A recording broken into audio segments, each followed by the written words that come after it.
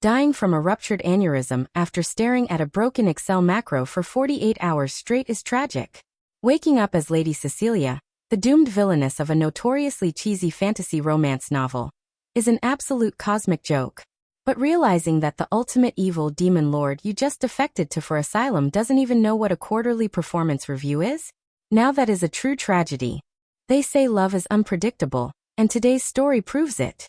Welcome to Romancecravestories, where every episode is full of passion, secrets and emotional twists. Let's begin.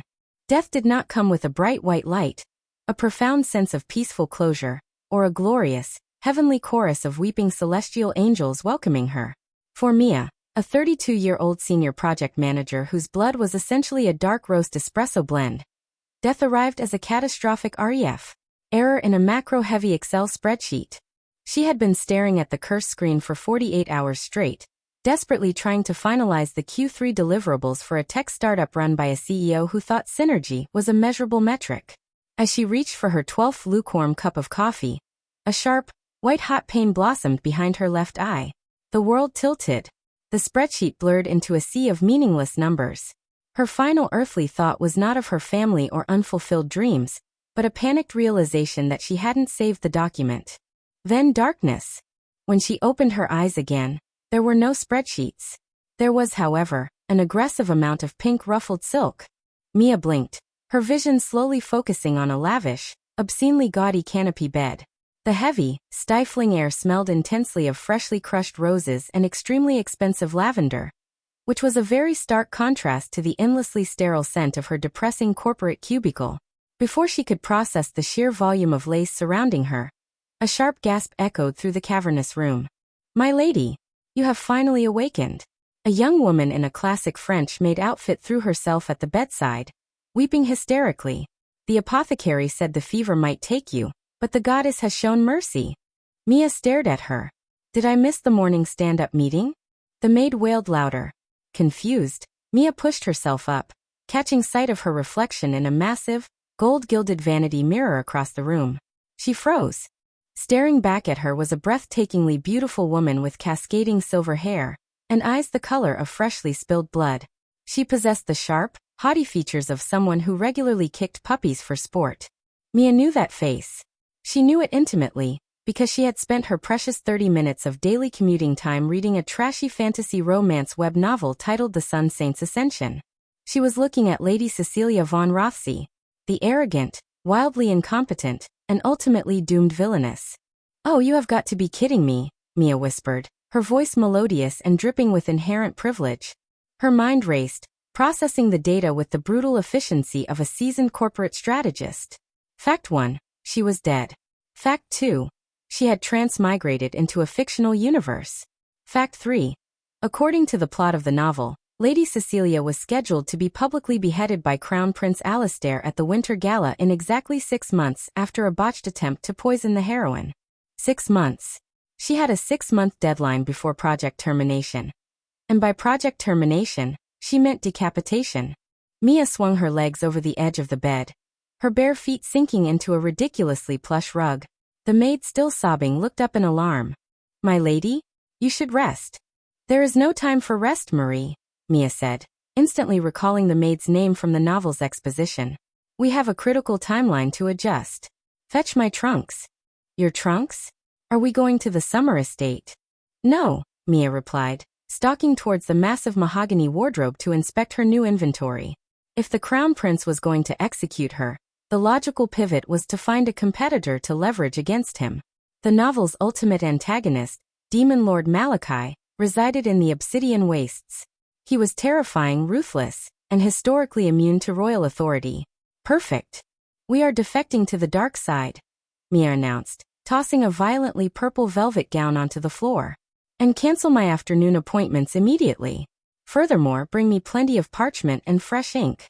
I need to draft a completely foolproof, solid business proposal." Chapter 1.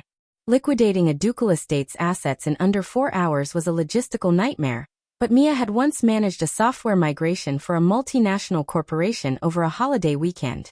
This was child's play. "Leave the corset, Marie. The return on investment for my internal organ functionality is entirely too low," Cecelia barked, tossing a velvet pouch of illegally large rubies into a modest, durable leather satchel. We are pivoting to a lean startup model. Only take what is easily fenced or holds intrinsic market value. Marie, still weeping quietly into a lace handkerchief, packed a single, sensible woolen dress. But my lady, the Obsidian Wastes. It is a land of death, despair, and unspeakable evil. It's an untapped emerging market with absolutely zero royal oversight, Cecelia corrected, awkwardly strapping a hunting knife to her thigh. It clashed horribly with her silk riding habit, but visual aesthetics were now entirely secondary to survival. Now go to the stables. Bribe the senior carriage driver with the emerald earrings. Tell him we need a direct route, no scenic detours, and I expect him to maintain a steady 60 miles per day. I will not tolerate supply chain delays. By dusk, the carriage was rattling aggressively toward the border, leaving the sparkling, treacherous capital city of Oakhaven far behind. Inside the bumpy cabin, Cecelia ignored the bruised state of her delicate villainous thighs and focused her attention on a hastily drawn strategy map illuminated by a flickering lantern. According to her memory of the web novel's lore, Crown Prince Alistair was an incompetent Nepo baby whose entire political strategy relied on his charming smile and the plot armor of his eventual lover, the pure-hearted heroine. But Demon Lord Malachi? He was a self-made entity, a tyrannical powerhouse who had carved a terrifying empire out of volcanic rock and sheer spite. Sure, he was destined to be defeated by the heroic party in Chapter 85, but that was clearly because he lacked a cohesive long-term business strategy and relied too heavily on micromanagement. That was exactly what she was bringing to the table. 2 days later, the lush green forests gave way to jagged, blackened earth and skies the color of an old bruise. The air smelled strongly of sulfur and poor sanitation management. The carriage abruptly halted at the gates of perdition, a colossal, terrifying archway made of actual human bones. The driver refused to go a single foot further, abandoning Cecelia and a trembling Marie with their single satchel in the dirt. Perfect. The last mile of delivery is always the most problematic, Cecelia muttered, dusting ash off her skirts. She marched directly up to the 2 towering, heavily armored gargoyles guarding the gate. They gripped massive battle axes, their eyes glowing with demonic hellfire. They blinked down at her, momentarily paralyzed by the sheer audacity of a human noblewoman knocking on the gates of hell. Good afternoon, Cecelia said briskly, utilizing her best, most commanding customer-facing voice. I am Lady Cecelia von Rothesay. I do not have a scheduled appointment, which I acknowledge is a breach of standard protocol, but I have a highly time-sensitive proposition for your CEO. Excuse me, your demon lord. Please inform him that an external consultant is here to discuss a mutually beneficial merger. The gargoyles exchanged a slow, bewildered look. One of them scratched its horned head with the blunt end of its axe. You want to be eaten? I want to speak to management, Cecelia clarified, her tone dropping a terrifying octave. Immediately. 20 minutes later, after completely bypassing standard security protocols through sheer, unapologetic corporate confidence, Cecelia was escorted into the central throne room. It was a cavernous, terrifying space lit by floating orbs of dark, crackling magic. At the far end, slouched upon a massive throne carved from obsidian, was Malachi. He was devastatingly handsome in an aggressive, sharp-edged way, pale skin, sweeping obsidian horns curving back through midnight black hair, and crimson eyes that currently radiated deep, profound annoyance. A human, Malachi's voice echoed, cold and resonant enough to make Marie whimper in terror. Walking willingly into my domain. Do you have a death wish, little noble? I have a business plan, Cecelia stated, stepping forward and completely ignoring the chorus of hisses from the shadows. She quickly evaluated his posture, the chaotic, disorganized scattering of parchment at the base of his throne, and the visibly stressed demon general standing nearby rubbing his temples. And from the looks of your current organizational infrastructure, she added, crossing her arms and raising a perfectly sculpted eyebrow, you desperately need it. Your ergonomics are terrible, your defensive perimeter is poorly staffed, and I am willing to bet your overhead costs are driving this empire into a severe recession. Now shall we sit down and talk terms? Or would you prefer to keep losing valuable territory to a prince whose primary qualification is having good hair? Malachi stopped slouching. For the first time in 3 centuries, the terrifying demon lord was absolutely speechless. Chapter 2. Silence stretched through the cavernous throne room, thick and heavy, The shadows, previously swirling with menacing intent, seemed to pause. Malachi, the supreme architect of nightmares and bringer of the end times, slowly leaned forward. The obsidian throne groaned under his imposing weight. You speak of overhead and recessions to the harbinger of your realm's doom? Malachi's voice was a low, terrifying rumble that vibrated right through the floorboards. I am the darkness that stalks the night. I do not care about ergonomics. Which perfectly explains why your posture is a disaster and you are clearly suffering from lumbar strain, Cecelia countered, not breaking eye contact. Look, your malevolence. You can either murder me right now and continue hemorrhaging resources until Crown Prince Alistair casually strolls in and smites you in chapter. Excuse me, in 6 months. Or you can give me 30 minutes to review your ledgers and prove my value. Malachi's crimson eyes narrowed. He possessed the power to turn her into a pile of ash with a mere flick of his wrist. Yet there was something deeply hypnotic about the sheer, blinding audacity of this tiny, silk-clad human. Varkas, Malachi barked, not looking away from Cecelia. The stressed demon general beside the throne flinched. Yes, my lord. Bring the human our ledgers. Let us see if her business plan survives contact with reality. 10 minutes later, a heavy oak table had been dragged into the center of the room. Cecelia stood over it. Her sleeves rolled up to her elbows, staring down at a mountain of chaotic, blood-stained parchment. Marie stood in the corner, clutching the satchel and trying desperately not to make eye contact with a passing hellhound. Cecelia pinched the bridge of her nose. The headache that had heralded her death in her past life was threatening a vicious comeback. This is not a balance sheet, Cecelia said softly, her voice trembling with suppressed rage. This is a cry for help. Our accounting methods are ancient and forged in the fires of the abyss.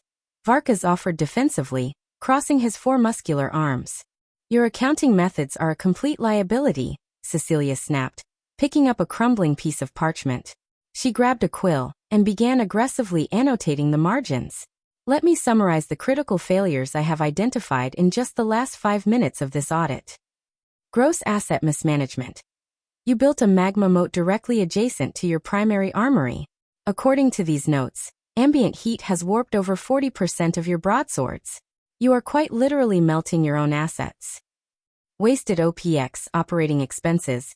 There is a line item here for doomsday devices that cost 40,000 gold pieces, but the deployment phase is marked as pending because you didn't budget for the proprietary magical crystals to power them. You bought the hardware without the software. An optimized payroll. You are paying your goblin infantry in raw meat, but relying on a centralized distribution hub. The meat spoils before it reaches the outer defensive perimeter, leading to a 20% desertion rate. Your supply chain is fundamentally broken. Cecelia slammed the parchment down upon the table. You do not have an empire, Lord Malachi. You have a chaotic, highly combustible non-profit organization that is bleeding capital. Malachi had slowly descended from his throne during her tirade.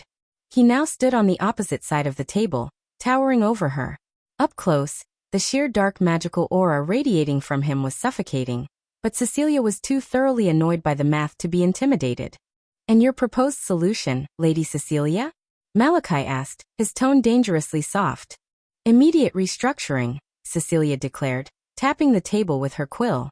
I want full access to your operational budgets, a centralized command center, which I will be referring to as my office, and authority to implement agile workflows across all military and domestic departments. In exchange, I will optimize your realm, cut your overhead by 30%, and guarantee that when the Crown Prince arrives, he will be crushed under the weight of our superior strategic infrastructure. She extended a small, perfectly manicured hand across the table. Do we have alignment? Malachi looked at her hand, then up to her fierce, unyielding ruby eyes. Slowly, a dark, genuinely amused smirk curved the edges of his mouth. He reached out, his massive, claw-tipped hand engulfing hers entirely. The air sparked with a sudden, localized shockwave of dark magic, sealing the pact. Welcome to the organization, Lady Cecelia, the demon lord rumbled. Try not to die on your first day. Chapter 3. Cecilia's first executive action was requisitioning Dungeon Block C and rebranding it as the Strategic Operations Hub. The blood drains in the floor were covered with sensible area rugs, the Iron Maidens were repurposed as filing cabinets, and Marie was promoted to executive assistant. a role that mostly involved handing out fresh parchment and avoiding eye contact with passing ghouls. By her third day, Cecelia had successfully identified the organization's most critical bottleneck, the Undead Division. "Let me ensure I have this properly documented," Cecelia said. Tapping a charcoal stylus against a massive slate chalkboard, she had forced 2 trolls to drag into the room. She looked out over her captive audience.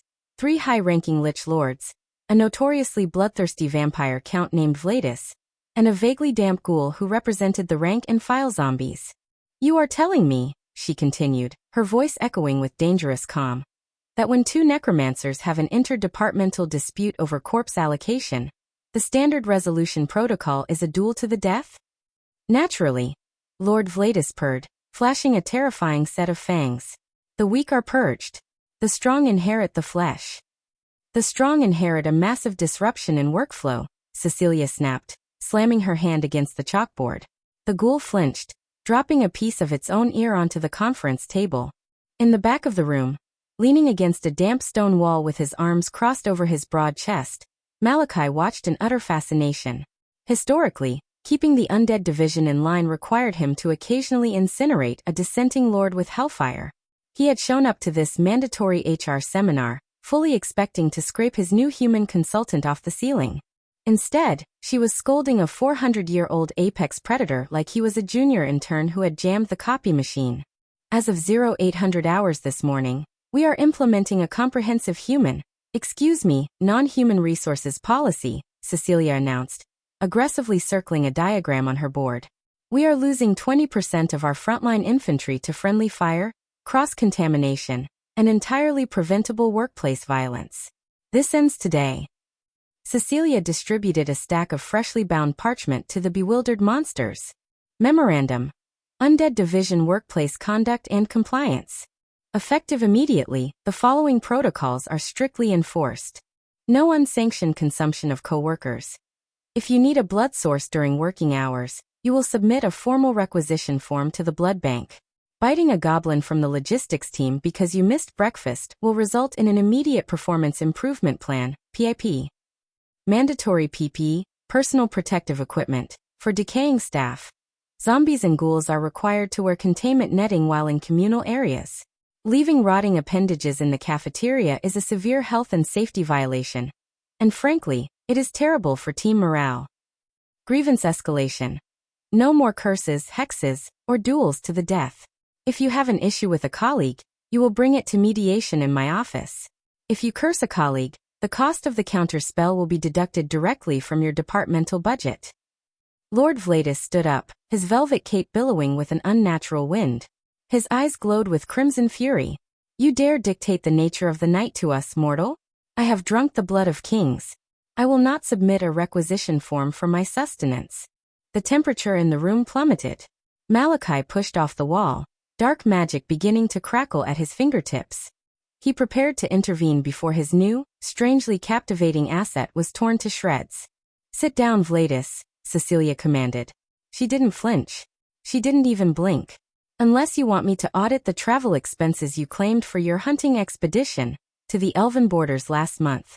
Because according to the receipts, you spent 3,000 gold pieces on luxury sun-blocking parasols and vintage imported O-negative. I can and will freeze your discretionary spending account by lunch." Villainess froze. The terrifying, ancient creature of the night looked at the diminutive human woman, realized she held the keys to his lavish lifestyle, and slowly, resentfully, sat back down. "I thought so," Cecelia said smoothly, adjusting her cuffs. "Now let's move on to the PTO accrual rates for the graveyard shift." From the shadows, Malachi let out a low, rumbling chuckle that sent a shiver down the spines of every monster in the room. He stared at the silver-haired woman currently lecturing a lich on the importance of synergy, feeling a strange, unfamiliar tightness in his chest. She wasn't just surviving. She was optimizing his empire. And heaven help him, he found it completely intoxicating. Chapter 4. The newly rebranded Strategic Operations Hub smelled aggressively of pine needles and lemon juice, a direct result of Cecelia threatening the custodial slimes with a bleach substitute. The air of dread had been replaced by an equally oppressive atmosphere of high-stakes corporate productivity. Demon Lord Malachi, whose presence typically caused mortals to spontaneously weep, was currently standing in the center of the room, staring blankly at a 30-foot-long tapestry hung across the stone wall. It was covered in brightly colored, horizontal bars made from dyed yarn, pinned against a complex grid of dates and tasks. "What?" Malachi began, his deep voice carrying a note of profound confusion. "Is this sorcery?" "This, your malevolence," Cecelia announced proudly, tapping the tapestry with a long wooden pointer she had requisitioned from the torture chambers, "is a Gantt chart, and it is going to save our Q4 objectives." Malachi crossed his massive arms, his dark cape pooling around his boots. "It looks like a rainbow that has been violently disassembled." "It is a visual representation of our project schedule," Cecelia corrected, ignoring his lack of vision. She marched over to the tapestry. "As you know, Crown Prince Alistair's Holy Crusade of Righteous Cleansing is projected to reach our borders in exactly 5 months. Your previous defensive strategy essentially amounted to wait until they get here, and then unleash the hounds. This is a reactive strategy, Malachi. We need to be proactive." She pointed to a thick, crimson line of yarn at the top left of the chart. "Here is our problem. This is a visual map of our task dependencies. You cannot simply unleash chaos. Chaos requires a sequential workflow." She tapped her pointer against 3 interconnected tasks. Task A. Summon the Greater Balrog of the 7th Pit. Task B. Inscribe the Grand Summoning Circle of Agony. Task C. Procure the feathers of a virgin harpy for the ink. You cannot summon the Balrog, Task A, without the circle, Task B, and you cannot draw the circle without the harpy feathers, Task C, Cecelia explained, her eyes shining with the manic zeal of a project manager in her element. "Currently, your dark sorcerers are trying to summon the Balrog before logistics has secured the feathers. It is creating a critical bottleneck on the timeline, resulting in exploding interns." Malachi stared at the yarn. Then he stared at the interconnected pins. He traced the path with his eyes, from the procurement phase to the deployment phase. For 300 years, he had ruled through fear, instinct, and overwhelming magical power. If a minion failed, he smote them. If a plan failed, he burned the battlefield. He had never once considered the logistical nightmare of supply chain dependencies. It was brilliant. It was beautiful. "The blue line," Malachi murmured, taking a slow step closer to the chart. He pointed a sharp, obsidian-clawed finger at a bar stretching across the middle of the grid. "This represents the fortification of the Ashen Pass?" "Exactly," Cecelia said, a genuine smile breaking across her haughty, villainous features. "And do you see how the blue line overlaps with the yellow line?" "The yellow line is the goblin weapon forging schedule," he deduced, his crimson eyes widening slightly as the matrix of data suddenly clicked into perfect, terrifying sense. "If the forging is delayed, the fortification is delayed. And the entire critical path shifts to the right," Cecelia whispered, treating the concept of a delayed deadline with the solemn gravity of a terminal diagnosis. Malachi turned his head. He was now standing less than a foot away from her. Up close, Cecelia could see the faint, mesmerizing crackle of dark energy dancing in his irises. The scent of him, ozone, wood smoke, and dark magic, was suddenly very distracting. He reached out, his massive hand dwarfing hers, and gently took the wooden pointer from her grasp. Their fingers brushed. A jolt of electricity, entirely unrelated to spreadsheets, sparked between them.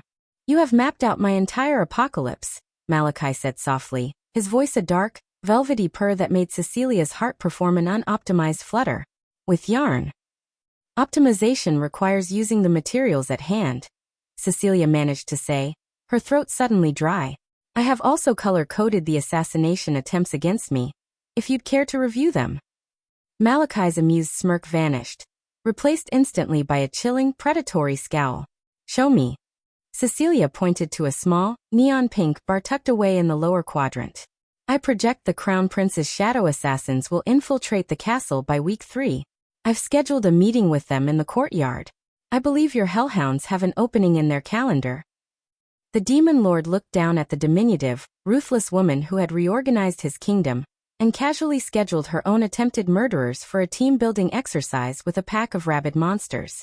"Lady Cecelia," Malachi murmured, stepping so close she could feel the heat radiating off his armor, "I am going to authorize your entire budget." Chapter 5. The great obsidian forge had been burning continuously for 3 centuries, a deafening, terrifying symphony of hammers, hellfire, and the agonized screams of molten iron. Until Tuesday morning at the turning of the hourglass, when it went completely, devastatingly silent. "Explain this," Malachi demanded, his voice a low, dangerous rumble as he stared down from the high stone balcony. Below them, the sprawling courtyard was packed with thousands of green-skinned, heavily armed goblins. The forge fires were dead. Instead of making the weapons necessary to defend the mountain pass, the horde was marching in an organized circle, carrying crude signs painted with boar's blood. Cecelia leaned over the stone railing, squinting to read the messy runes. "No teeth, no peace. Bad meat makes bad swords. We want rest days." "Well," Cecelia sighed. "It appears the goblins have banded together. They are refusing to work." Malachi's hands gripped the stone railing so hard the ancient rock cracked. "They are defying my absolute will? I will burn the front row to ash, and let the rest choke on the smoke. That will serve as a sufficient lesson." "Absolutely not," Cecelia snapped, swatting his massive, magic-crackling arm with her rolled-up parchment. Malachi actually flinched, not from pain, but from the sheer novelty of being physically scolded by a woman who barely reached his chest. "You cannot vaporize your weapon makers, Malachi. Dead goblins do not forge swords," Cecelia explained, tapping her foot. "This is a simple dispute between a lord and his workers. We do not use hellfire. We make a deal." 15 minutes later, a heavy wooden table had been dragged into the center of the hostile courtyard. Cecelia sat on one side, perfectly poised, with fresh ink and paper. Malachi stood menacingly behind her chair, a looming shadow of apocalyptic doom.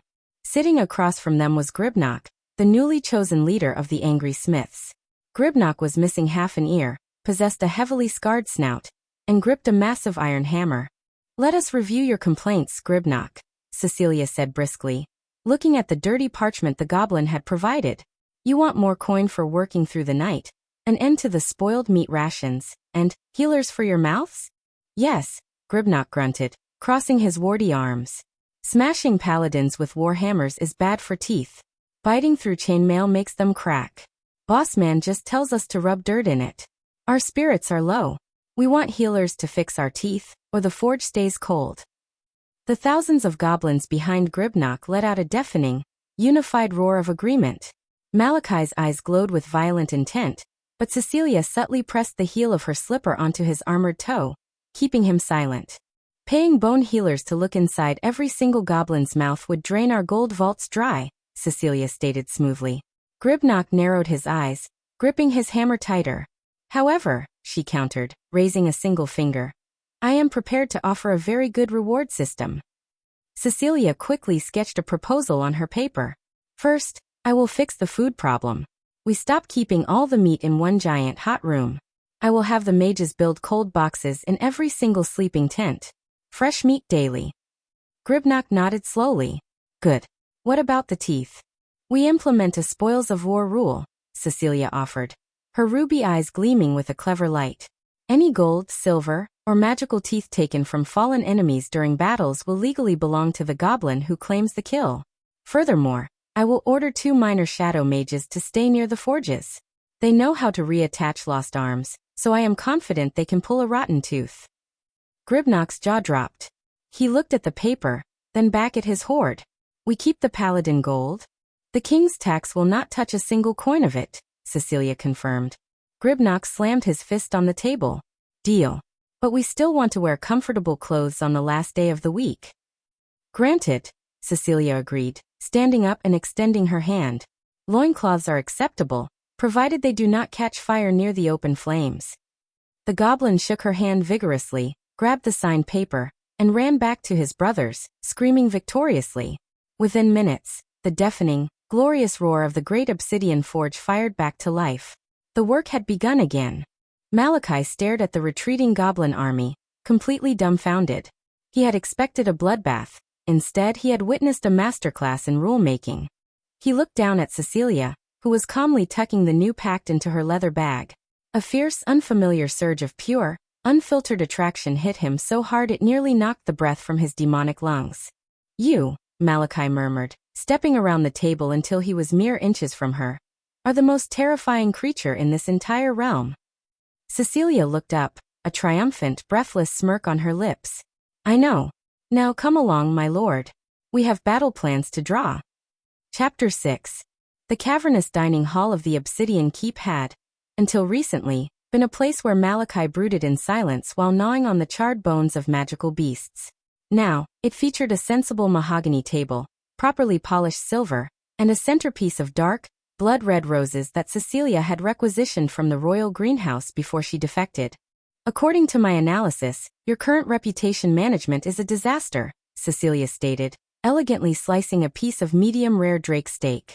She gestured with her silver fork toward a stack of reports resting dangerously close to her gravy boat. You are relying entirely on the Ultimate Evil brand. It is overly broad, Malachi. We need targeted, demographic-specific fear. Malachi sat at the opposite end of the table, entirely ignoring his own plate. He was currently resting his chin on his massive, gauntlet fist, his glowing crimson eyes fixed entirely on her. I drown the Eastern elves in a tide of eternal shadows, Malachi rumbled, his voice echoing off the vaulted stone ceiling. I believe the messaging was quite clear. Yes, but did it drive engagement? Cecelia countered, taking a delicate sip of spiced blackberry wine. The humans in the capital just think you are a distant, vague threat. Crown Prince Alistair is currently using your lack of clear messaging to paint himself as a brave, proactive savior. We need to control the narrative. I propose a series of minor, highly visible strategic curses along the trade routes. Inconvenient enough to cause panic, but not costly enough to drain our mana reserves. Malachi didn't answer. He just kept staring at her. The flickering light from the black iron chandeliers cast sharp, dramatic shadows across his impossibly handsome face, highlighting the curve of his obsidian horns and the broad, intimidating line of his shoulders. Cecelia shifted slightly in her velvet chair, suddenly hyper-aware of the fact that they were completely alone in the massive room. The usual corporate shield she wore around her heart was beginning to feel alarmingly thin under his intense, predatory gaze. Is there an issue with the proposal? She asked, her voice losing a fraction of its usual brisk authority. The workday is over, Cecelia, Malachi said softly. It was the first time he had spoken her name without her formal title, and the deep, velvet rumble of it sent a highly unprofessional shiver down her spine. I am a consultant, Cecelia replied defensively, clutching her wine glass a little tighter. My brain is always on the clock. Optimization does not sleep. Malachi stood up. The sheer size of him, wrapped in dark magic and dark silk, was breathtaking. He walked slowly down the length of the table, his heavy boots making no sound on the stone floor. When he reached her side, he didn't attack her reports or scowl at her ledgers. Instead, he reached out and gently plucked the silver fork from her trembling hand, setting it down on the table. Then he slid the stack of reputation management reports out of her reach. Optimization requires rest, does it not? Malachi murmured, leaning down until his face was mere inches from hers. The scent of him, wood smoke, ozone and pure, intoxicating power, wrapped around her senses. You have rebuilt my armies. You have pacified my generals. You have even made the goblins happy. But you have barely eaten your dinner. Cecelia looked up into his eyes. The terrifying demon lord wasn't looking at her like she was a liability, or an asset, or a spreadsheet to be balanced. He was looking at her like she was the only fascinating thing in his entire, centuries-long existence. Cecelia stammered, a system-critical error occurring in her usually flawless brain. The drake steak is very tough. Malachi's lips curved into a devastating, genuine smile. He reached out, his large claw-tipped fingers gently tucking a stray lock of silver hair behind her ear. His touch was shockingly warm, completely overriding her internal risk assessment protocols. Then tomorrow, Malachi promised, his gaze dropping briefly to her lips before returning to her wide ruby eyes. I will burn the kitchens to the ground and find you a better chef. For the first time since she had transmigrated into a doomed villainess, Cecelia was completely, wonderfully out of her depth. Chapter 7. The heavy, enchanted obsidian doors of the Grand Keep did not simply open. They were violently, dramatically blasted off their iron hinges by a blinding wave of holy light. Smoke billowed into the grand foyer, accompanied by the dramatic, soaring swell of what sounded suspiciously like a magical choir. Through the settling dust strode Crown Prince Alistair. His golden armor gleamed with an obnoxiously pristine shine. His jaw was set in a heroic square, and his sword was raised high. Flanking him was Alara, the pure-hearted heroine wielding the staff of ultimate radiance, along with a brooding rogue and a heavily muscled cleric. "Tremble, creatures of the abyss!" Alistair bellowed, his voice echoing off the vaulted ceilings. "I am the Dawnbringer. I have come to pierce the heart of darkness, slay the demon lord, and cleanse this wretched land of its foul." "Excuse me," a small, trembling voice interrupted. Alistair blinked, lowering his glowing sword a fraction of an inch. Sitting behind a newly installed, sensible oak reception desk just inside the foyer was Marie. She was wearing a neat blouse and violently clutching a quill. Next to her was a small, polished brass bell and a framed placard. "Notice to all visitors. Unscheduled heroic incursions are subject to immediate expulsion. Please sign in with the executive assistant and take a badge." Do you have an appointment?" Marie squeaked, nervously tapping the visitor log. "Because Lord Malachi is in a Q3 forecasting sprint until noon, and he strictly requested no interruptions." The heroic party froze. The rogue checked his map, utterly bewildered. Before Alistair could recover his heroic momentum, the sharp, rhythmic clicking of heels echoed down the grand staircase. Cecelia descended, holding a clipboard and flanked by two heavily armored gargoyles carrying filing cabinets.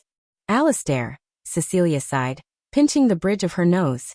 "I specifically noted in my departure memo that any attempts to contact me required a minimum of 3 business days' notice. Did you simply ignore the out-of-office auto-reply my mages sent you?" "Cecelia?" Alistair gasped, pointing a gauntlet finger at her. You treacherous witch. I knew your soul was rotten. But to ally yourself with the ultimate evil? Step aside so that I may smite him." "I am not stepping aside, and nobody is getting smited today," Cecelia snapped, marching right up to the glowing blade and pushing it down with her clipboard. "Do you have any idea what you've just done to my facility's climate control? We live on a frozen wasteland, Alistair. You blew the front doors off." She began furiously scribbling on her clipboard. "Let's review the immediate compliance violations of your little crusade, shall we? Violation. Responsible party. Penalty/restitution. Destruction of historic property. Crown Prince Alistair. 5,000 gold due immediately. Noise ordinance violation. The magical choir. Confiscation of all musical instruments. Unsanctioned flash photography, holy light. Lady Alara. 48-hour containment in holding cells." Alara, the sweet, pure-hearted heroine, stepped forward, her eyes brimming with unshed tears. "Cecelia, please. The light can still save you. You don't have to be a prisoner to this dark, administrative nightmare." "I am not a prisoner, Alara. I am the chief operating officer," Cecelia corrected, thoroughly insulted. "And frankly, my compensation package here is vastly superior to the beheading Alistair had scheduled for me." "Enough of these wicked lies," Alistair roared, puffing out his chest. "I demand to see the demon lord. Bring forth Malachi so we may end this inglorious combat." "Lord Malachi's calendar is currently blocked out for strategic planning," Cecelia replied, entirely unbothered. She checked a silver pocket watch.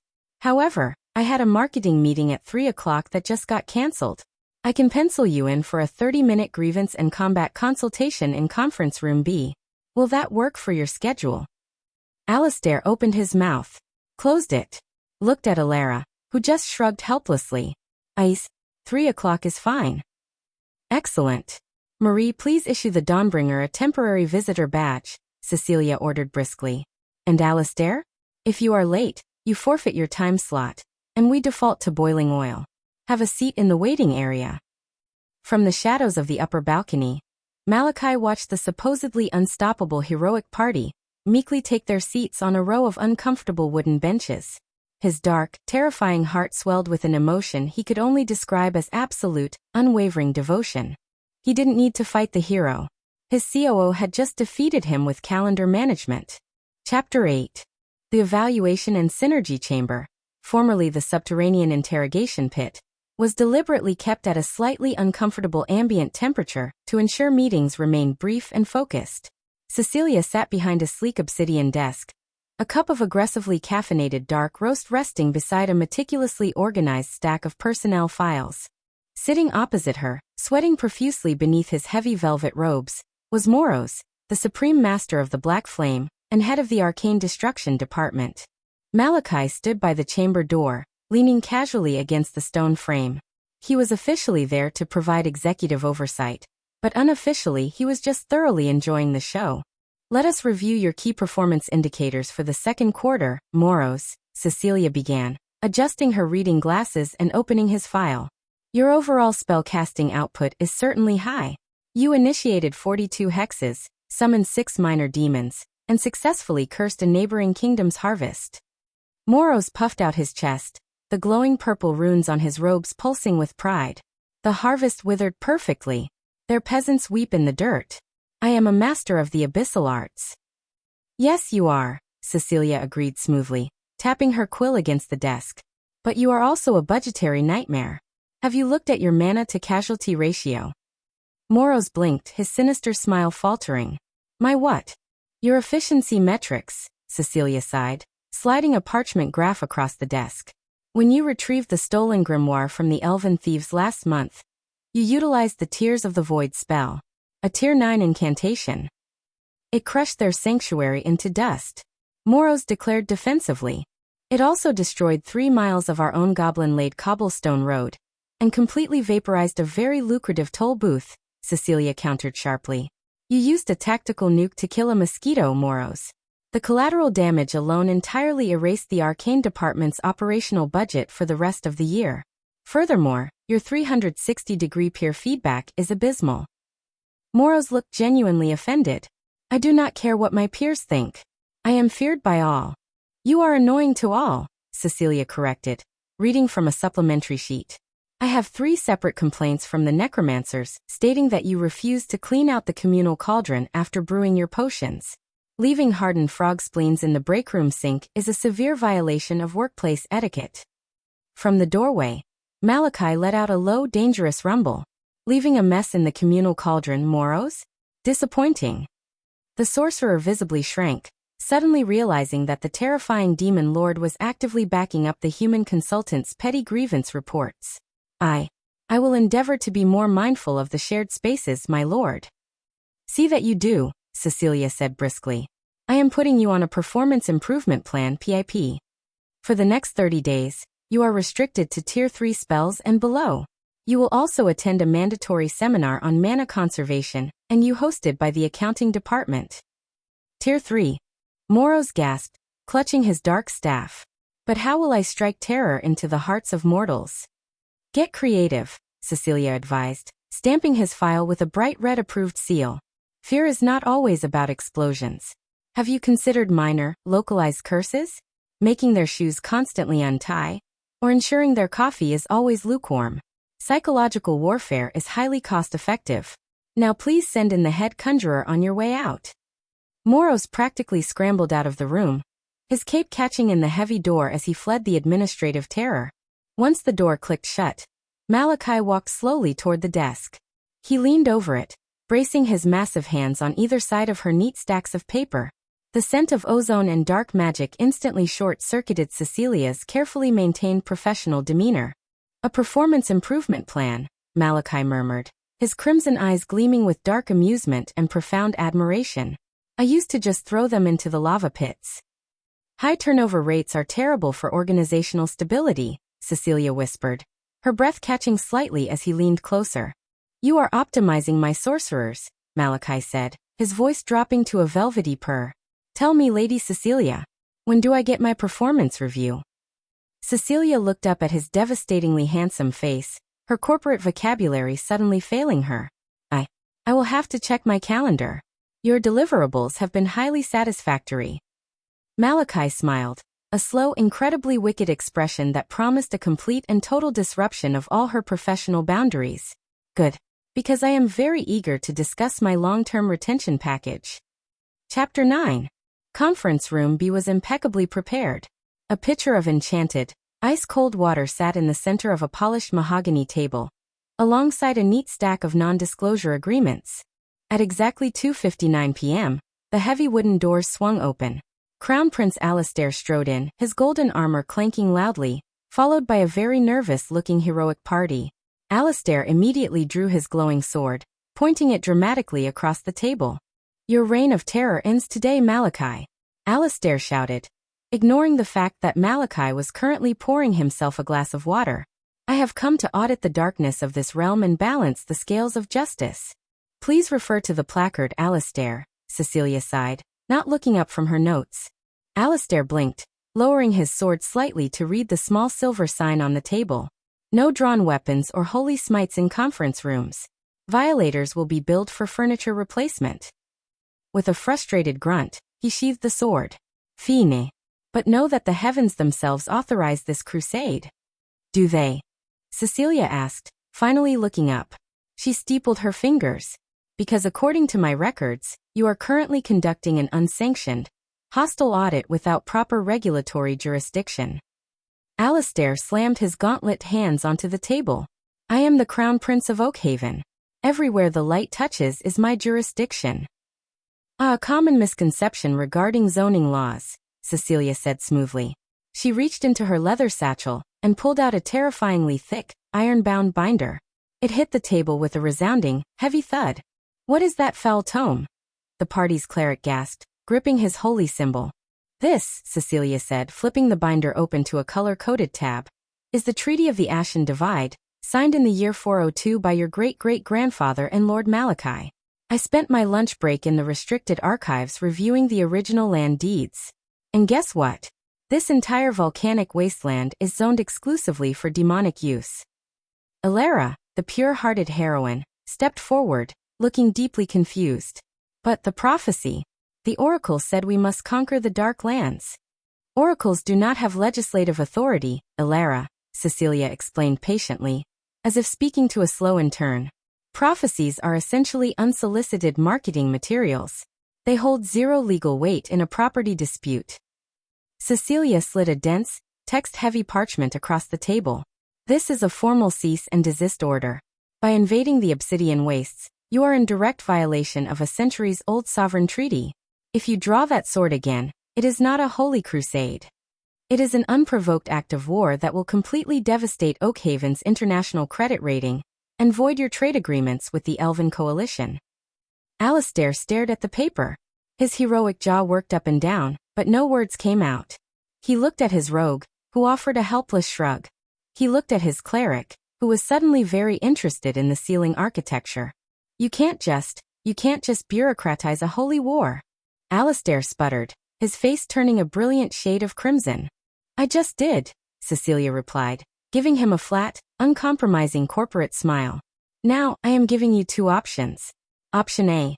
You sign the acknowledgement of the cease and desist, pay the 5,000 gold piece invoice for my front doors, and leave the premises. Option B.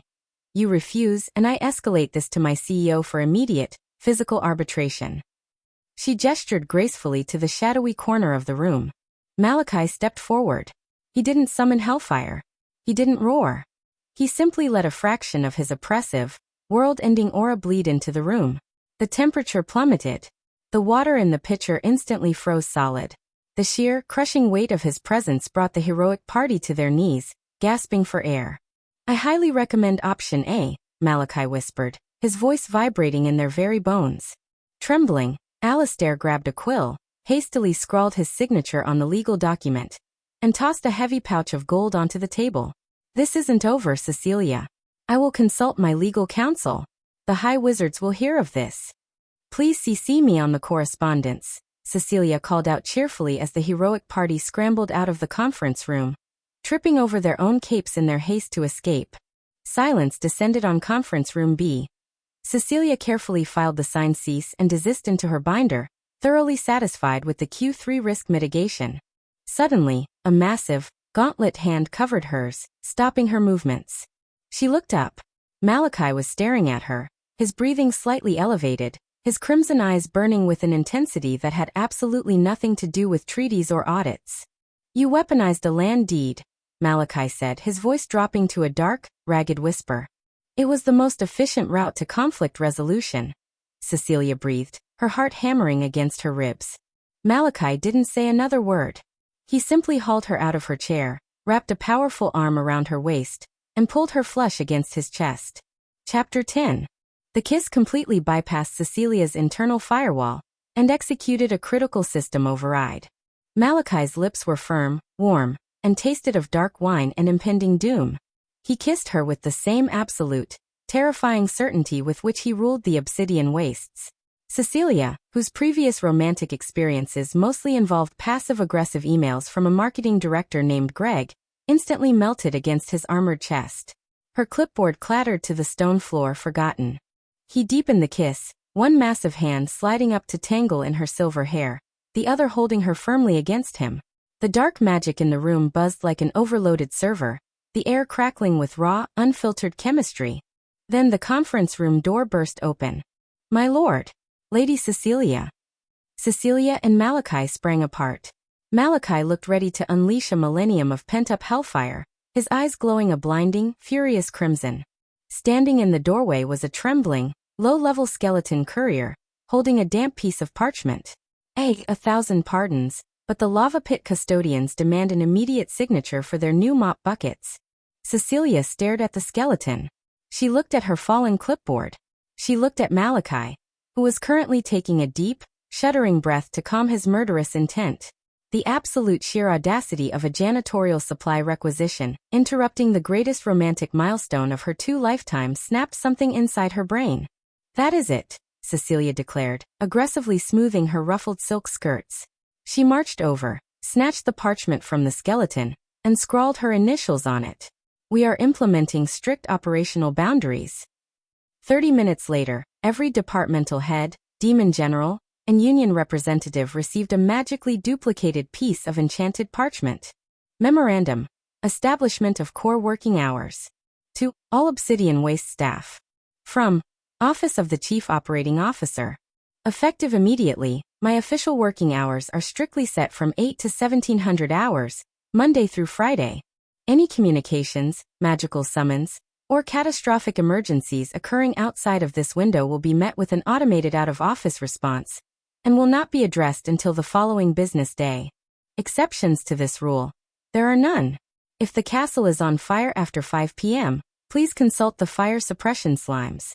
By 5:01 p.m., Cecelia was in her private chambers. She had shed her restrictive corset for a luxurious, flowing black silk robe, poured herself a large glass of elven wine, and settled into a velvet armchair with a trashy romance novel she had confiscated from a captured paladin. Meanwhile, in the central throne room, Malachi was experiencing an unprecedented emotional crisis. It was 6:30 p.m. The castle was quiet. The ledgers were balanced. The goblin forges were operating at peak, union-approved efficiency. He had nothing to conquer, no heroes to smite, and absolutely no reason to call his COO into his office. He stared at a stack of beautifully color-coded quarterly projections on his desk. They were flawless. They were also incredibly boring without Cecelia aggressively tapping her wooden pointer against them. "Varkas," Malachi growled to his general. "The southern perimeter defenses. Are there any critical vulnerabilities?" Varkas blinked. "No, my lord. Lady Cecelia optimized the patrol routes yesterday. We are operating at 120% efficiency." "What about the gargoyles?" Malachi pressed, pacing like a caged predator. "Are they rebelling?" "They are currently attending a mandatory team-building seminar on active listening," Varkas replied, looking deeply confused. "My lord, the realm has never been more secure." Malachi scowled. He couldn't manufacture an emergency. Cecelia would see right through it, and likely penalize him for wasting company time. He needed a loophole. At exactly 7:15 p.m., a heavy, tentative knock echoed through Cecilia's private chambers. "I am strictly off the clock," Cecelia called out, not looking up from her book. "Unless someone is bleeding out on a spreadsheet, leave it for the morning stand-up." The door clicked open. "No spreadsheets," a deep velvety voice rumbled. "And no bleeding." Cecelia lowered her book. Malachi stood in her doorway, and for the first time since she had met him, he was not wearing his intimidating, spiked battle armor. Instead, he wore a simple, beautifully tailored dark tunic and loose trousers. He looked less like the supreme architect of nightmares, and more like a devastatingly handsome man who had brought a bottle of 300-year-old blood wine, and 2 crystal glasses. "Malachi," Cecelia said, her pulse immediately spiking. This is a direct violation of the boundary protocols I instituted 3 hours ago. I read the memo carefully, Malachi countered, a wicked, triumphant smirk playing on his lips as he stepped into the room and closed the heavy oak door behind him. It specifically restricts communications regarding the Obsidian Wastes staff. It said absolutely nothing about fraternizing with the CEO. He walked over, gently plucking the trashy romance novel from her hands, and replacing it with a glass of wine. I am currently out of office, Lord Malachi, Cecelia whispered, completely forgetting her carefully curated vocabulary as he leaned down, bracing his hands on the arms of her chair. Good, Malachi murmured, his crimson eyes locking onto hers as his gaze dropped to her lips. Because I am very tired of talking about business. Chapter 11. The high commanders of the Obsidian Keep were entirely incapable of working together. If Lord Vladis, the ancient vampire, wanted to strike from the shadows, Varkas the demon general would loudly demand a frontal assault. If Moros the shadow mage requested more magical crystals for his traps, the goblin chieftains would refuse to dig them up. The high council meetings had devolved into 3 hours of roaring, hissing and the occasional thrown dagger. Cecelia finally slammed her hands onto the heavy stone table, the sharp sound cutting through the chaos. This ends today, she commanded, her ruby eyes glaring at the gathered warlords. You fight each other with more passion than you fight the Holy Knights of Oakhaven. An army that strikes itself is already defeated. Tomorrow at dawn, every commander will meet at the Ashen Caldera. Vladis scoffed, wiping a speck of dust from his velvet cloak. The lava pits?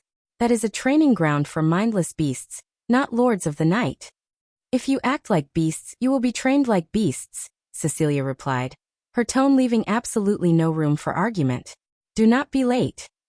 The next morning, the air at the Ashen Caldera was thick with sulfur and blistering heat. Rivers of bright orange magma bubbled and spat, illuminating the jagged cavern walls. Standing at the edge of the largest lava lake were the 5 most terrifying commanders in the realm, all looking profoundly miserable. Cecelia stood above them on a sturdy ledge, holding a glowing white crystal to her throat that amplified her voice over the roar of the flames. Your task is simple, Cecelia announced. With a wave of her hand, a low-level mage stepped forward and cast a spell. Thick, glowing ropes of purple light sprang from the earth, tightly binding the waists of Vladis, Varkas, Moros, and 2 goblin chiefs together in a line. What is the meaning of this? Moros gasped, pulling uselessly at the magical tether. To reach the other side of the caldera, you must cross the floating obsidian stones, Cecelia explained, pointing to a treacherous, winding path of flat rocks drifting in the magma. You are bound together. If one of you jumps too early, you will pull the others into the fire. If you move too slowly, the stones will sink beneath your weight.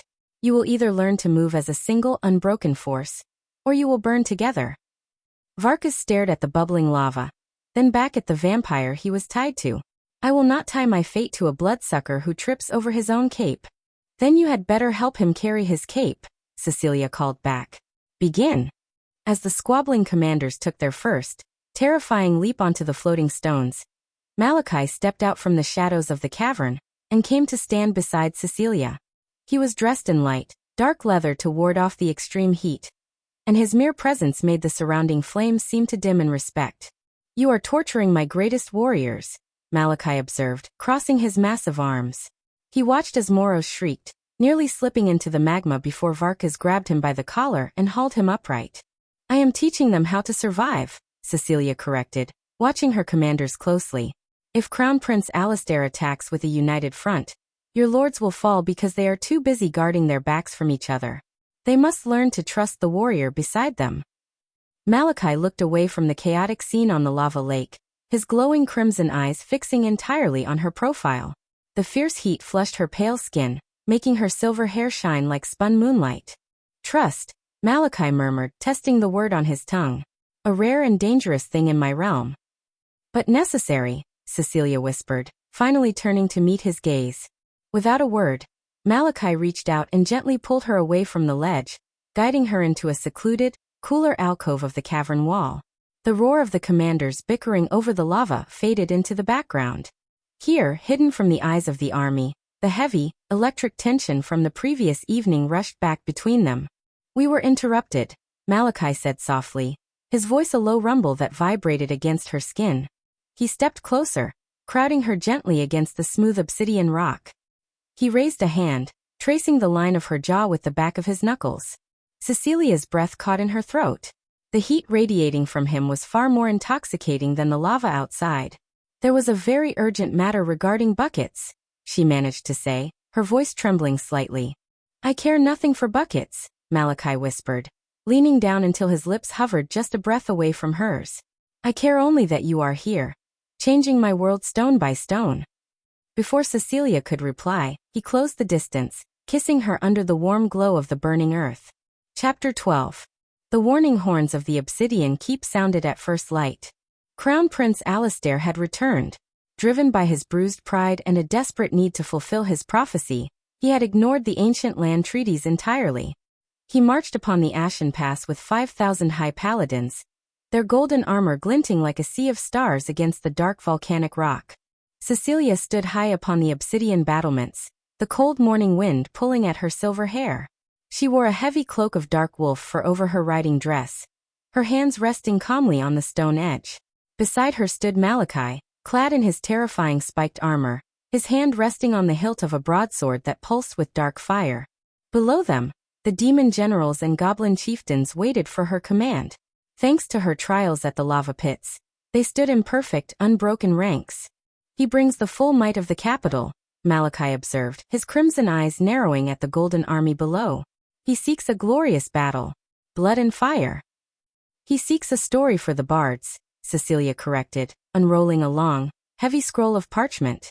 But glory is terribly expensive, and I refuse to let him waste our resources. We will not give him a grand clash. We will drain his strength with perfect timing and endless rules. She turned to Varkas, who held the signal flags. We will use the measured cycle. The archers and mages will unleash their fury for exactly 5 and 20 minutes. Not a moment more. Then, the shield bearers will step forward, and the attackers will rest for 5 minutes to breathe and restore their magic. We repeat this cycle until the sun sets. Varkas looked confused. Rest in the middle of a battle, my lady? A tired mage makes mistakes, Cecelia said firmly. A tired paladin drops his sword. They will charge relentlessly and exhaust themselves. We will fight in steady bursts, remaining fresh and sharp. Turn the sand glass when the first arrow flies. Down below, Crown Prince Alistair spurred his white horse forward, raising his glowing blade. Malachi, step forth. Face me in single combat, that the heavens may judge the righteous. Cecelia did not let Malachi answer. Instead, she leaned over the battlements and let the heavy scroll of parchment drop.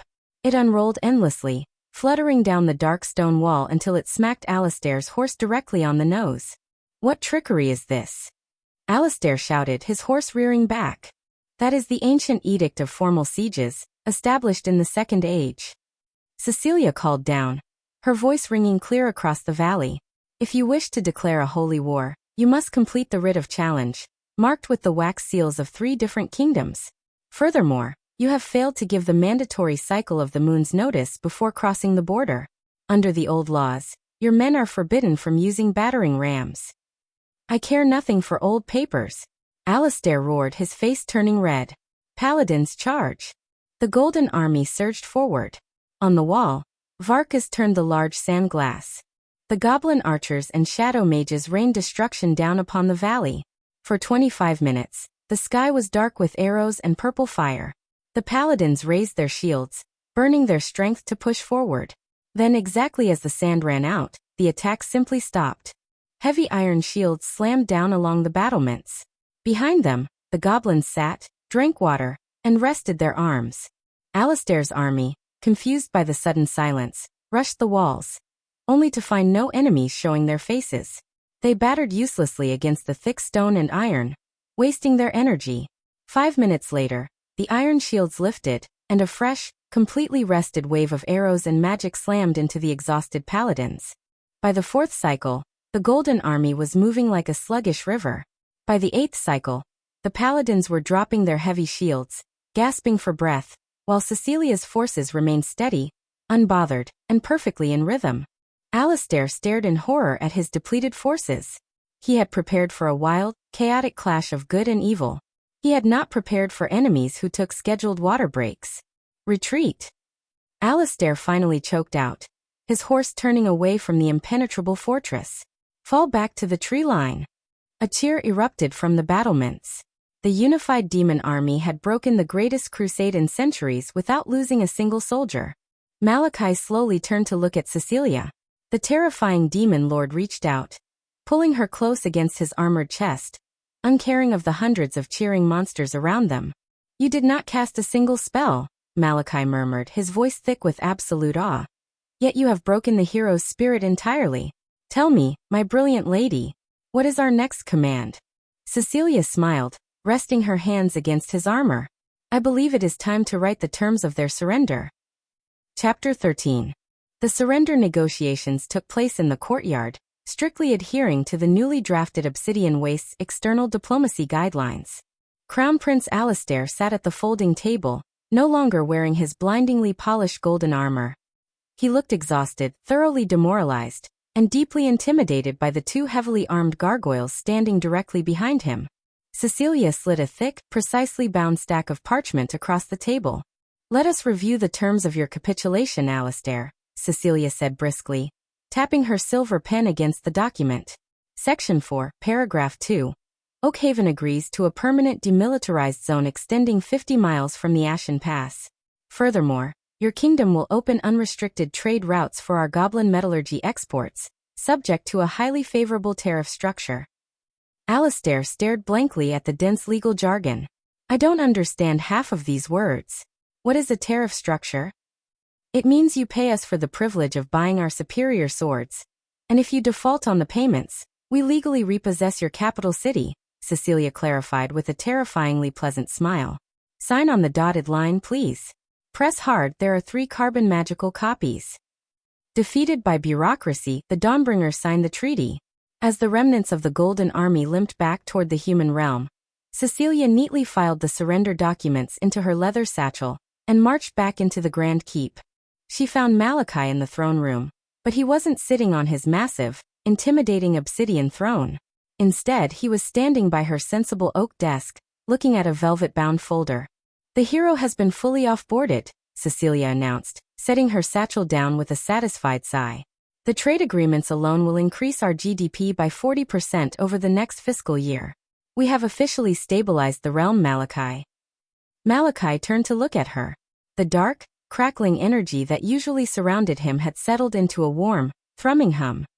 He looked devastatingly regal, his crimson eyes entirely focused on the silver-haired woman who had turned his chaotic apocalypse into a highly profitable enterprise.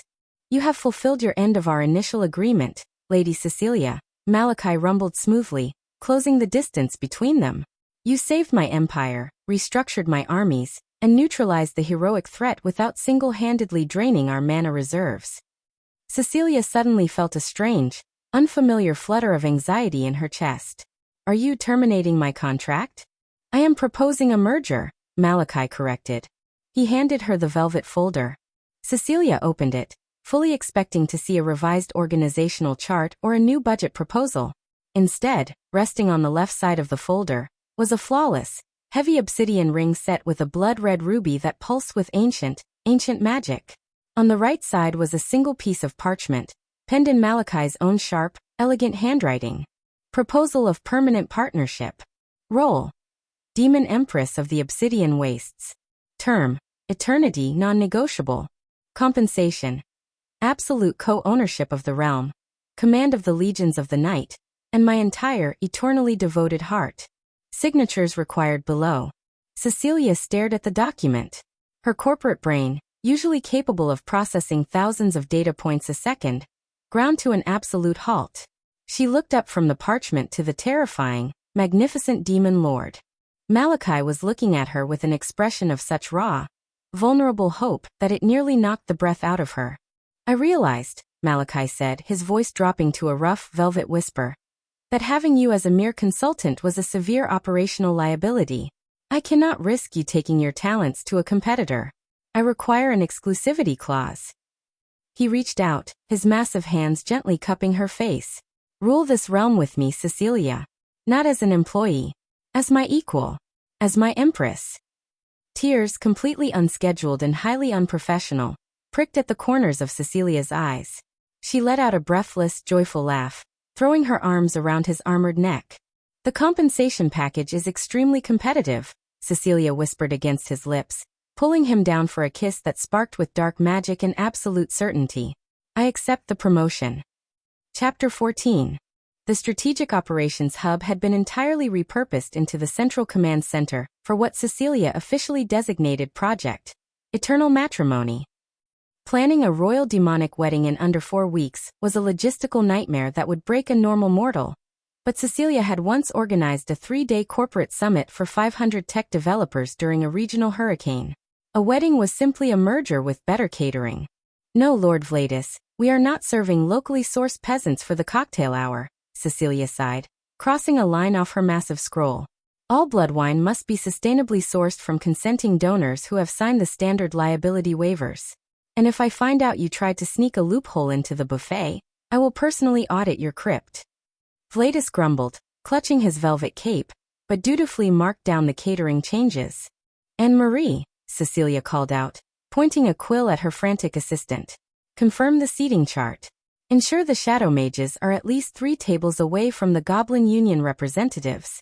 The last time they sat together, a dispute over bread rolls resulted in a localized thunderstorm indoors. Malachi stood in the doorway, leaning against the obsidian frame, entirely captivated by his future empress. She was currently wearing an impeccably tailored dark crimson riding dress, her hair pinned up with enchanted silver combs, fiercely negotiating the floral arrangements with a terrified Treant. He walked up behind her, wrapping his heavy arms around her waist and resting his chin on the top of her head. The entire war room immediately fell dead silent, the various monsters averting their eyes out of respect and fear of the demon lord's rare public display of affection. You are micromanaging the florists, my dark heart, Malachi rumbled smoothly, pressing a kiss to her silver hair. The florists are trying to upcharge us for nightshade, Cecelia grumbled, leaning back into his embrace despite her best professional instincts. I refuse to let them inflate the budget just because it's a royal event. It's the principle of the matter. I will simply burn the forest down if they displease you, Malachi offered helpfully. Let's keep arson as a plan C, she replied, turning in his arms to face him. Her severe, villainous features softened into a genuine, radiant smile. The merger finalization ceremony took place precisely at twilight on the winter solstice. The gates of perdition had been scrubbed clean and adorned with thousands of glowing, magical orchids. Goblins, wearing their mandatory formal loincloths, wept openly in the stands. Cecelia walked down the obsidian aisle to the swelling, slightly intimidating hum of a shadow choir. Her gown was a masterpiece of dark silk and velvet, heavily optimized for both aesthetic terror and ease of movement. Waiting for her at the altar was Malachi. The terrifying supreme architect of nightmares looked devastatingly handsome, his crimson eyes entirely fixed on her, as if she were the only entity in the universe. The high priest of the void, nervously holding a ledger instead of a holy book, cleared his throat. We are gathered here today to witness the eternal acquisition, or union, of Lord Malachi and Lady Cecelia. When it came time for the vows, Cecelia took Malachi's massive, clawed hands in hers. I, Cecelia, take you, Malachi, as my equal partner in all ventures, she promised, her voice clear and carrying across the silent cavern. I vow to optimize your happiness, mitigate our shared risks, and stand by you in every hostile takeover. You are my greatest asset, and I am eternally, entirely off the market.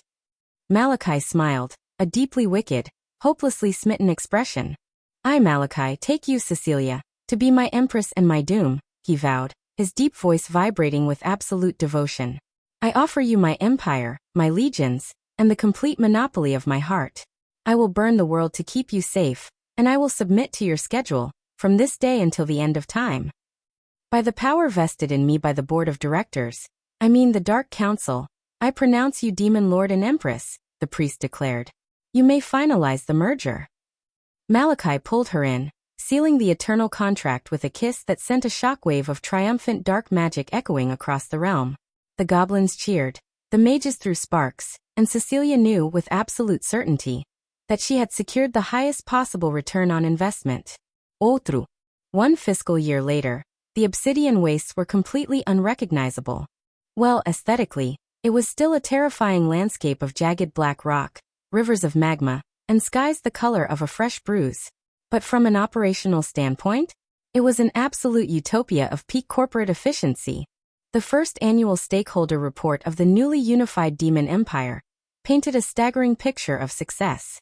The Goblin Union of Subterranean Metallurgists and Stabbers, Local 402, had successfully transitioned to a 4-day work week, which surprisingly resulted in a 300% increase in overall weapon production.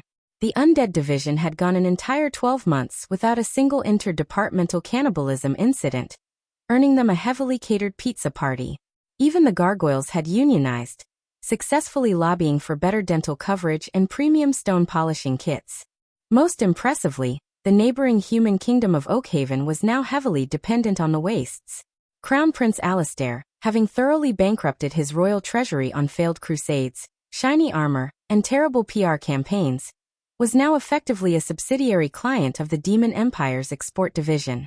Crown Prince Alistair is requesting an extension on his Q3 debt repayments, Marie announced, adjusting her sensible spectacles. She was no longer a weeping maid.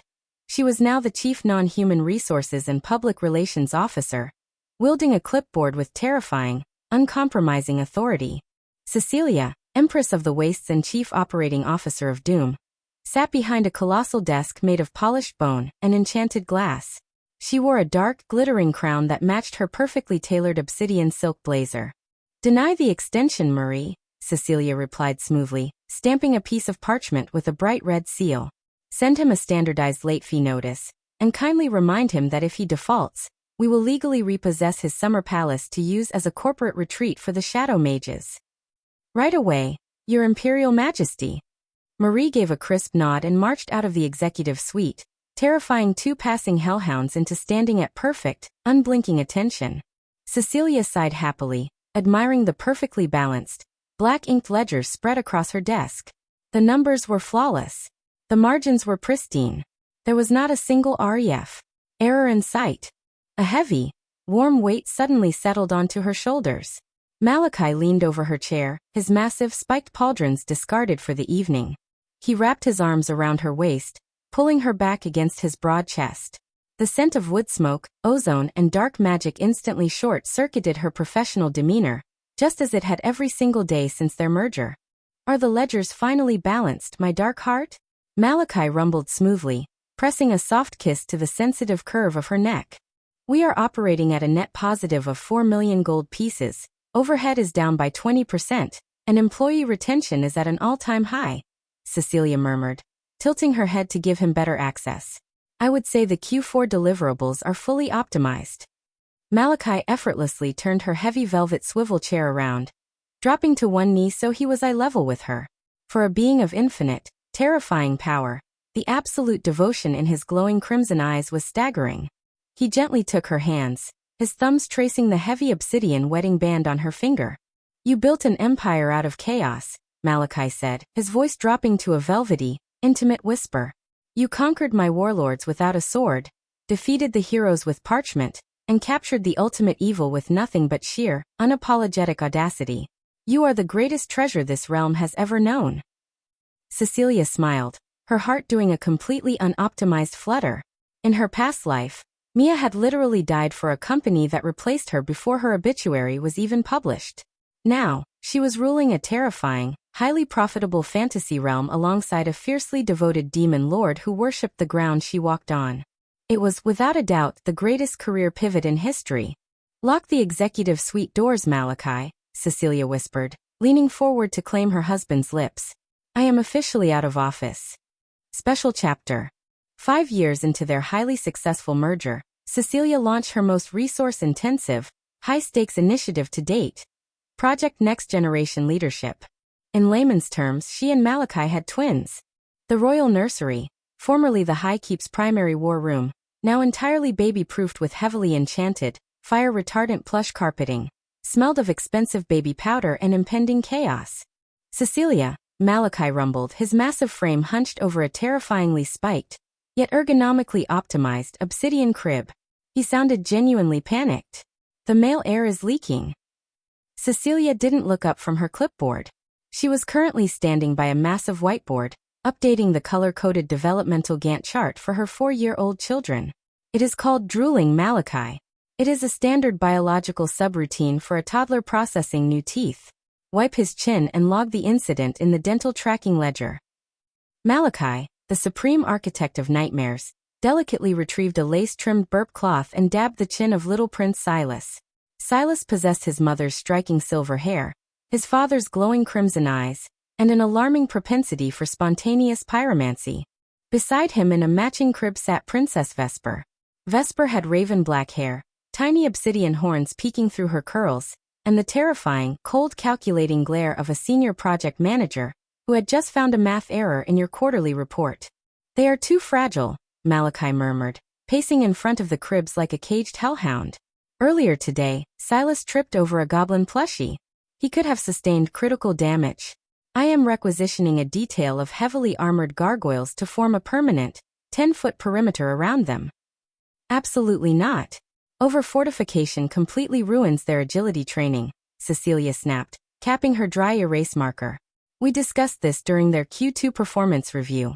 If we micromanage their motor skills, they will never learn spatial awareness. They must learn to properly assess physical risk. They are for Cecelia. They do not know what risk assessment is. Right on cue, Princess Vesper stood up in her crib, gripped the obsidian bars, and stared directly at her father. She raised one tiny, chubby hand and pointed at a jar of enchanted, glowing dark chocolate cookies resting on a high shelf. "Cookie?" Vesper demanded, her voice an adorable, tiny echo of demonic authority. "You have already consumed your allocated sugar rations for the afternoon block," Cecelia intervened, checking her silver pocket watch. "Snack protocols will not be reinitiated until 1500 hours. Vesper's eyes narrowed. She looked at the cookie jar, then looked at her brother. She whispered something in a language that sounded suspiciously like ancient abyssal. Silas giggled, clapped his hands, and a small, perfectly controlled orb of purple hellfire shot from his fingertips, cleanly severing the heavy iron hinge of the cabinet holding the cookie jar. The door swung open. Before the jar could fall and shatter, Vesper held out her hand, utilizing a flawless, Tier 3 levitation spell to float the jar directly into her crib. She popped the lid, handed a cookie to her brother as payment for his services, and took one for herself. The entire coordinated heist took less than 6 seconds. Malachi stared at his offspring, his jaw slightly unhinged. Cecelia slowly lowered her clipboard. She looked at the severed iron hinge, the floating cookie jar, and her two toddlers, who were now happily chewing on their unauthorized snacks. Did she just outsource the demolition to her brother to bypass the magical wards on the cabinet? Cecelia asked, her voice trembling. It appears so, Malachi breathed, a swell of profound, terrifying pride filling his chest. A coordinated tactical strike. Flawless execution. She leveraged his core competencies to achieve a shared objective, Cecelia whispered, bringing a hand to her mouth as tears of pure joy pricked her eyes. Oh Malachi. She understands cross-functional synergy. Malachi grinned, a wicked, devastating expression, and wrapped his arm around his empress's waist, pulling her flush against his side. They are going to completely conquer the human realm by the time they are 10. We will have to fast-track their corporate ethics training, Cecelia sniffled happily, leaning her head against his shoulder. But their operational efficiency is simply off the charts. Just then, the heavy nursery doors swung open. Marie, now practically vibrating with the authority of a seasoned executive, marched in.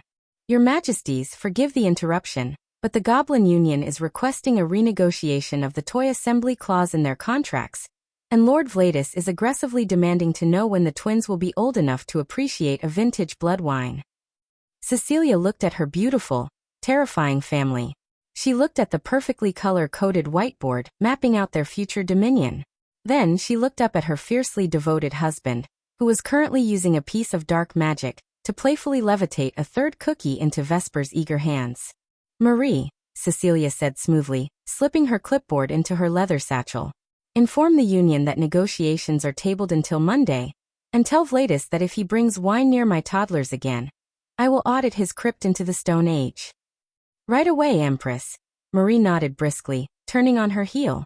And Marie, Malachi added, his deep voice rumbling through the room as he pulled Cecelia closer, capturing her lips for a brief, electric kiss. Put the entire royal family on out-of-office status for the rest of the weekend. Management is currently engaged in team building. That's where this love story ends for now. If you enjoyed this episode, don't forget to like, subscribe, and turn on notifications for more romantic twists. Tell me in the comments what will you have done. Until the next story, keep craving romance.